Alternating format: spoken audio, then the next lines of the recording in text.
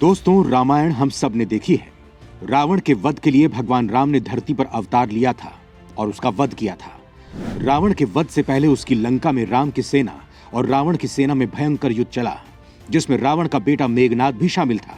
मेघनाद और राम के छोटे भाई लक्ष्मण के बीच जब आमना सामना हुआ था तो युद्ध ने भयंकर रूप ले लिया।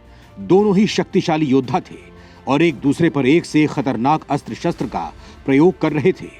दोनों की शक्ति इतनी ज्यादा थी कि एक दूसरे को हरा पाना मुश्किल लग रहा था। लेकिन इसी बीच मेघनाद लक्ष्मण पर शक्ति बाण का प्रयोग कर देता है, जिसे रोकने के लिए लक्ष्मण अपनी पूरी ताकत लगा देते हैं। लेकिन लक्ष्मण शक्ति बाण को रोक नहीं पाते और उसके प्रहार से युद्ध के मैदान में मूर्छित होकर गिर जाते हैं। लक्ष्मण की जान बचाने के लिए हनुमान जी सामने आते हैं। लंका के राजवैद्य द्वारा बताए जाने पर हनुमान जी लंका से करीब 2500 किलोमीटर दूर द्रोणागिरी पर्वत से संजीवनी बूटी लेने के लिए जाते हैं और वापस आते हैं। लेकिन इस संजीवनी बूटी के लिए हनुमान जी को यह कहा जाता है कि उन्हें सूरज उगने से पहले वापस आना होगा। उस वक्त रात का चौथा पहर यानी 1 बज रहा होता है। ऐसे में हनुमान जी को 5 बजे तक वापस आना होता है और इसमें वो सफल भी होते हैं। लेकिन यहां सवाल उठता है कि आखिर पवन पुत्र हनुमान जी की रफ्तार कितनी थी। वैसे एक विमान की स्पीड की बात करें तो किसी भी विमान को 2500 किलोमीटर की दूरी तय करने में कम से कम 4 घंटे का समय लगता है। लेकिन पवन पुत्र हनुमान जी की स्पीड तो इतनी थी कि वो मात्र कुछ घंटे में ही 5000 किलोमीटर की दूरी तय भी कर लेते हैं और तो और एक पहाड़ भी उठाकर ले आते हैं। तो हनुमान जी की आखिर रफ्तार कितनी थी? इस वीडियो में मैं आपको इस सवाल का जवाब दूंगा, तो आप ये वीडियो अंत तक जरूर देखिएगा। दोस्तों, रामायण के मुताबिक जब रावण माता सीता का हरण करके लंका ले जाता है तो उन्हें वापस लाने के लिए राम अपने भाई लक्ष्मण के साथ और अपनी सेना के साथ समुद्र पर पुल बनाकर लंका पहुंच जाते हैं। यहां पहुंचकर राम की सेना और रावण की सेना के बीच भयंकर युद्ध छिड़ जाता है।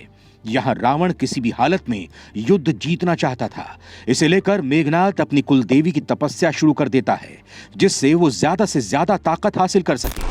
लेकिन इसी बीच रावण का छोटा भाई विभीषण राम को बताता है कि अगर मेघनाद की ये तपस्या पूरी हो गई तो उसे कोई नहीं मार सकेगा, यानी वो अमर हो जाएगा।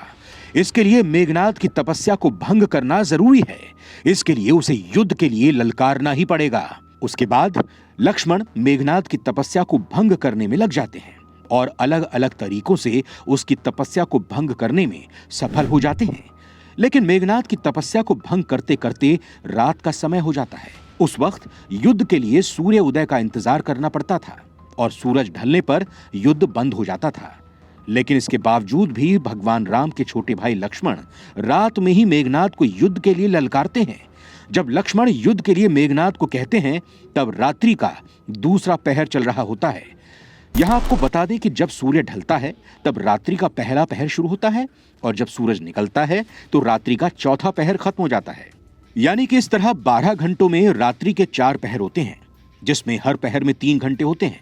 जब मेघनाद और लक्ष्मण में युद्ध चल रहा होता है तो उस वक्त रात्रि का दूसरा पहर चल रहा होता है, यानी 9 बजे के बाद का समय था। दोनों योद्धाओं के बीच भयंकर युद्ध होता है, जिसमें लक्ष्मण बेहोश हो जाते हैं। दोनों के बीच दूसरे पहर के खत्म होने तक युद्ध चलता है, यानी रात 12 बजे तक दोनों लड़ते हैं। वहीं जब लक्ष्मण बेहोश हो जाते हैं तो मेघनाद उन्हें उठाकर ले जाने की कोशिश करता है, लेकिन वो भगवान राम के छोटे भाई को हिला भी नहीं पाता। शक्तिशाली मेघनाद ये देखकर हैरान हो जाता है। वो आखिर में वहां से चला जाता है। वहीं जैसे ही भगवान राम को एक खबर मिलती है युद्ध के मैदान में उनका भाई बेहोश होकर पड़े हैं, तो वो बेचैन हो जाते हैं और रोने लगते हैं। सभी को यही चिंता होने लगती है कि आखिर लक्ष्मण के प्राण कैसे बचाए जा सकते हैं। तभी रावण का छोटा भाई विभीषण भगवान राम को कहते हैं कि लंका का राजवैद्य सूक्षेण ही लक्ष्मण के प्राण बचा सकते हैं। विभीषण के कहने पर हनुमान जी राजवैद्य को लेने जाते हैं, लेकिन वो दुश्मन का साथी होने के कारण राजवैद्य साथ जाने से मना कर देते हैं। तो हनुमान जी राजवैद्य सूक्षेण को उसके घर के साथ ही भगवान राम के सामने उठा लाते हैं। राजवैद्य के सामने भगवान राम हाथ जोड़कर विनती करते हैं कि वो लक्ष्मण की जान बचा लें। तब राजवैद्य सूक्षेण लक्ष्मण के इलाज के बारे में बताते हैं। राजवैद्य कहते हैं कि लक्ष्मण को सिर्फ एक ही चीज से बचाया जा सकता है, वो है संजीवनी बूटी, जो कि द्रोणागिरी पर्वत पर स्थित है और इस बूटी को सुबह होने से पहले ही लक्ष्मण को देनी होगी। इन सब बातों में लगभग रात्रि का तीसरा पहर शुरू हो जाता है, यानी तब तक रात के 1 बज रहे होते हैं। वहीं राजवैद्य की बात सुनने के बाद भगवान राम हनुमान को द्रोणागिरी पर्वत से जड़ी बूटी लाने का आदेश देते हैं। भगवान राम का आदेश पाते ही हनुमान जी संजीवनी बूटी के लिए निकल पड़ते हैं। राजवैद्य के इस तरह से इलाज के बारे में बताने, लक्ष्मण की जांच करने और संजीवनी बूटी लाने की चर्चा में भी करीब 20 से 25 मिनट का समय तो गुजर ही जाता है। यानी कहा जा सकता है कि लगभग 1:30 पर हनुमान जी द्रोणागिरी पर्वत के लिए निकल पड़े होंगे। लेकिन यहाँ भी हनुमान जी के लिए रास्ता पार करना आसान नहीं था। रास्ते में उनका समय बर्बाद करने के लिए काल नेमी राक्षस रूप बदलकर भगवान राम का नाम जपने लगता है। भगवान राम का नाम सुनकर हनुमान जी वहां रुक जाते हैं। काल नेमी राक्षस हनुमान का वक्त बर्बाद करने के लिए चाल चलता है, लेकिन हनुमान जी पहचान जाते हैं और उसका वध कर देते हैं। इन सब में भी हनुमान जी को लगभग 20 से 25 मिनट का समय लग ही जाता है। वहीं जब वो द्रोणागिरी पर्वत पर पहुंचते हैं तो उन्हें वहां संजीवनी बूटी की तरह दिखने वाले तरह तरह के पेड़ दिखाई देने लगते हैं। इन सब के बीच हनुमान जी ये समझ ही नहीं पाते कि संजीवनी बूटी है कौन सी। जब उन्हें कुछ समझ ही नहीं आता तो पूरा पहाड़ ही उठा लेते हैं। इन सब चीजों में करीब आधा घंटा तो बीत ही गया होगा, यानी कि हनुमान जी का 1 घंटा यूं ही चला जाता है, जिसमें वो काल नेमी का वध करने और संजीवनी को ढूंढने में लगा देते हैं। यानी कि जब वो द्रोणागिरी पर्वत को उठाकर ला रहे होंगे तो रात के करीब 2:30 बज रहे होंगे। हनुमान जी समय को बिल्कुल भी बर्बाद नहीं करना चाहते थे, लेकिन अभी बहुत कुछ होना बाकी था। जब हनुमान जी द्रोणागिरी पर्वत को लेकर वापस निकल रहे थे तब रास्ते में अयोध्या पड़ी। जब हनुमान जी वहां से गुजरे तो राम के छोटे भाई भरत ने उन्हें देख लिया और हनुमान जी को राक्षस समझ लिया और बिना सोचे समझे ही पवन पुत्र हनुमान पर बाण चला दिया। और जैसे ही बाण हनुमान जी को लगता है वो भगवान राम का नाम पुकारते हुए जमीन पर गिर जाते हैं। भगवान राम का नाम सुनते ही भरत को एहसास हो जाता है कि वो राक्षस नहीं है। भरत हनुमान जी के पास पहुंचते हैं और उनसे पूछते हैं कि वो कौन है। तब हनुमान जी युद्ध को लेकर सारी बातें भरत को बताते हैं। ये सुनकर भरत भी रोने लगते हैं।